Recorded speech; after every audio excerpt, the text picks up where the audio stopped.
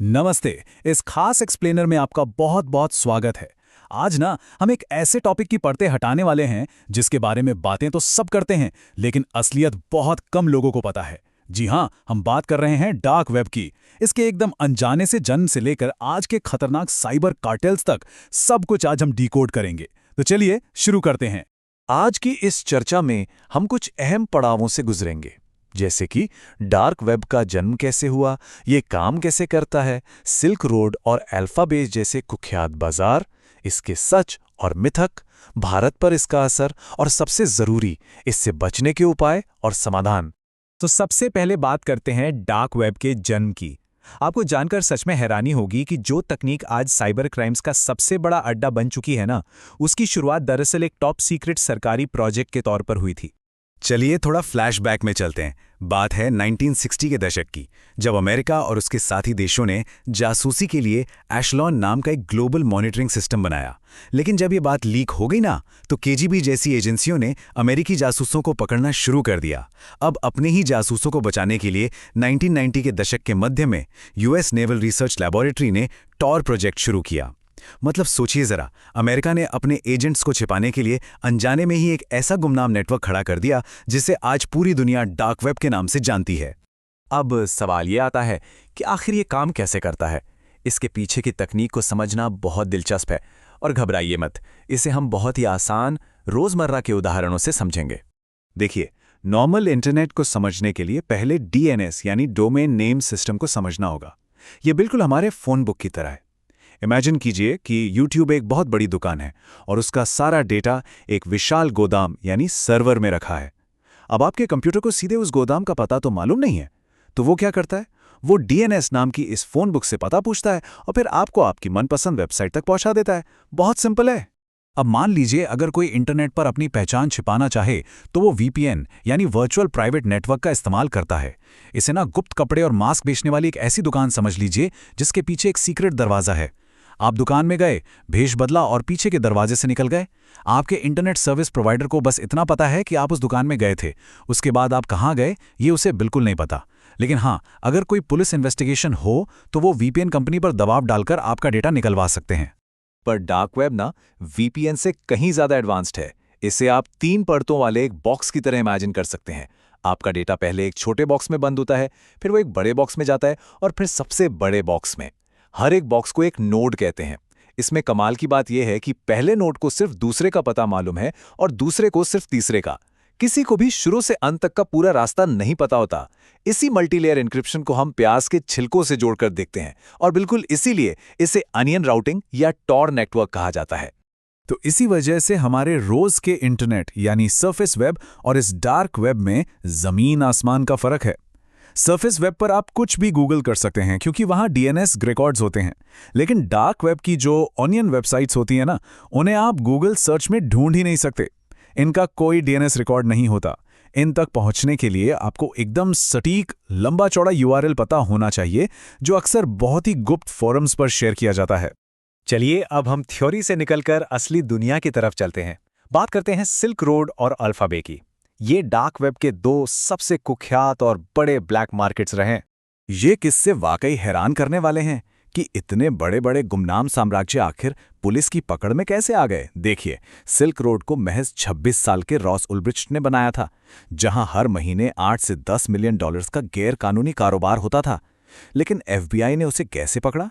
एक बहुत पुरानी फोरम पोस्ट की मामूली सी गलती से उसे सैन फ्रांसिस्को की एक पब्लिक लाइब्रेरी में रंगे हाथों पकड़ा गया। और बिल्कुल ऐसा ही कुछ हुआ अल्फाबे के साथ। ये सिल्क रोड से 10 गुना बड़ा मार्केट था। इसके 26 साल के फाउंडर अलेक्जेंडर काज ने रजिस्ट्रेशन के टाइम सोर्स कोड में एक छोटी सी गलती कर दी थी, जिससे उसका ईमेल लीक हो गया। फिर क्या था?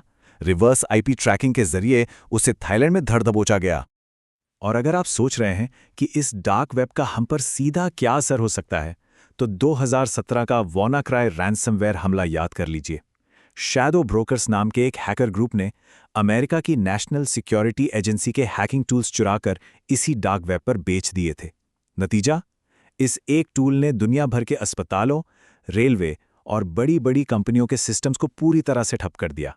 ये वाकया हम सभी के लिए एक बहुत बड़ा अलार्म था कि डार्क वेब की दुनिया कितनी खतरनाक हो सकती है। अब बात करते हैं डार्क वेब से जुड़े सच और मिथकों की। क्योंकि देखिए, ये नेटवर्क जितना खतरनाक है ना, उतनी ही इसके बारे में इंटरनेट पर झूठी अफवाहें भी फैली हुई हैं। तो चलिए हॉलीवुड की कहानियों और असली डिजिटल दुनिया का फर्क समझते हैं। एक सवाल जो शायद हर किसी के दिमाग में आता है, क्या रेड रूम्स सच में होते हैं? क्या डार्क वेब पर सचमुच में भाड़े के हत्यारे मिलते हैं? ये ऐसे सवाल हैं जिन्होंने डार्क वेब की एक बहुत ही खौफनाक और मिस्टीरियस इमेज बना दी है। लेकिन मैं आपको असलियत बताता हूं। सच्चाई ये है कि रेड रूम्स या भाड़े के हत्यारों का आज तक कोई भी पुख्ता या वेरीफाइड सबूत नहीं मिला है। ये सब ज्यादातर बस इंटरनेट की घड़ी हुई कहानियां हैं। पर हां, डार्क वेब का एक दूसरा बहुत ही महत्वपूर्ण और असली पहलू भी है। इस नेटवर्क का असली इस्तेमाल दुनिया भर के विसल ब्लोअर्स और खुफिया एजेंट्स करते हैं, ताकि वो अत्याचारी सरकारों से बचकर अपनी पहचान छिपाते हुए जरूरी और सच्ची खबरें दुनिया तक पहुंचा सकें। तो ये सिर्फ क्रिमिनल्स के लिए नहीं है। तो चलिए अब रुख करते हैं भारत की तरफ और देखते हैं कि हमारे देश में डार्क वेब का क्या असर है, क्योंकि ये कोई दूर दराज के देशों की प्रॉब्लम नहीं है। इसका जाल हमारे यहाँ भी गहराई तक फैल चुका है। भारत में इस छुपी हुई दुनिया पर नजर रखने के लिए CERT-IN, NIA, CBI और अलग-अलग राज्यों के साइबर सेल मिलकर दिन रात काम करते हैं। ये एजेंसियां नोट ट्रेसिंग, रेडियो सिग्नल्स और अपने ग्राउंड इन्फॉर्मर्स के जरिए खुफिया जानकारी निकालती हैं। और अगर आपको लगता है कि ये सिर्फ विदेशों में होता है, तो ऐसा नहीं है। डार्क वेब का इस्तेमाल हमारे देश के कई हाई प्रोफाइल केसेस में खुलकर हुआ है, जैसे हैदराबाद का कुख्यात LSD केस हो, सिम स्वैप स्कैम्स हो या फिर दिल्ली में बैठे बैठे ड्रग्स की होम डिलीवरी। सब इसी डार्क वेब के जरिए हुआ। और साल 2020 के आंकड़े तो सच में हैरान कर देने वाले हैं। आपको याद होगा लॉकडाउन का वो समय, जब सब घरों में बंद थे, तब भारत में डार्क वेब के इस्तेमाल में एक बहुत बड़ा अचानक से उछाल आया। खाली समय में लोगों की क्रिप्टो करेंसी में अचानक बढ़ी हुई दिलचस्पी और थोड़ी बहुत हैकिंग सीखने की क्यूरियोसिटी ने डार्क वेब के ट्रैफिक को एक खतरनाक स्पीड दे दी। अब हम इस एक्सप्लेनर के सबसे जरूरी हिस्से पर आ गए हैं, सुरक्षा और समाधान। प्रॉब्लम तो हमने समझ ली, लेकिन आखिर इससे निपटने का तरीका क्या है? चलिए उन पॉलिसीज और स्ट्रैटेजीज पर बात करते हैं जो हमें इस खतरे से बचा सकती हैं। तो सबसे क्रूशियल पॉइंट ये है कि हमें कुछ बड़े सिस्टमैटिक बदलावों की जरूरत है। पहला, अनियन साइट्स की निगरानी करने के लिए एक dedicated dark web monitoring cell का होना बहुत जरूरी है। दूसरा कदम, सभी तरह के क्रिप्टो वॉलेट ट्रांजैक्शंस के लिए KYC को पूरी तरह से मैंडेटरी कर देना चाहिए, ताकि इस इल्लीगल पैसे के फ्लो को ट्रैक किया जा सके। और तीसरा, भारत को इंटरपोल, यूरोपोल और FBI जैसी ग्लोबल संस्थाओं के साथ मिलकर इंटरनेशनल साइबर ट्रीटीज यानी संधियों को और मजबूत करना होगा। इसके साथ ही एक साइबर इंटेलिजेंस थ्रेट ग्रिड का होना भी जरूरी है, ताकि देश के सभी साइबर सेल्स रियल टाइम में एक दूसरे के साथ डेटा शेयर कर सकें और किसी भी स्कैम को तुरंत रोक सकें। इसके अलावा हम नागरिकों के लिए एक एनोनिमस पब्लिक रिपोर्टिंग प्लेटफॉर्म होना चाहिए, जहां हम सब बिना किसी डर के गैरकानूनी लिंक्स की शिकायत कर सकें। और सबसे अहम बात, हमारे एजुकेशन सिस्टम में बदलाव आना चाहिए। आज के यूथ को डिजिटल एथिक्स और ऑनलाइन सेफ्टी के बारे में सिखाना ही इस प्रॉब्लम का सबसे पक्का और लंबा समाधान है। तो दोस्तों, इस एक्सप्लेनर को हम एक बहुत ही गहरे विचार के साथ खत्म करते हैं। डार्क वेब ना केवल वेबसाइटों का कोई जंगल नहीं है, बल्कि ये एक आईना है जो इंसानियत के भीतर छुपे हुए अंधकार को दिखाता है। एक तरफ ये नेटवर्क लोगों को अपनी बात कहने की पूरी आज़ादी और गुमनामी देता है, तो दूसरी तरफ ये भयानक अपराधों को भी बढ़ावा देता है। तो सवाल यहीं आकर रुक जाता है कि क्या हमें सुरक्षा के नाम पर इस डार्क वेब को पूरी तरह से बैन कर देना चाहिए, या फिर पूर्ण अभिव्यक्ति की स्वतंत्रता यानी एब्सोल्यूट फ्री स्पीच की यही कीमत है जो हमें चुकानी होगी?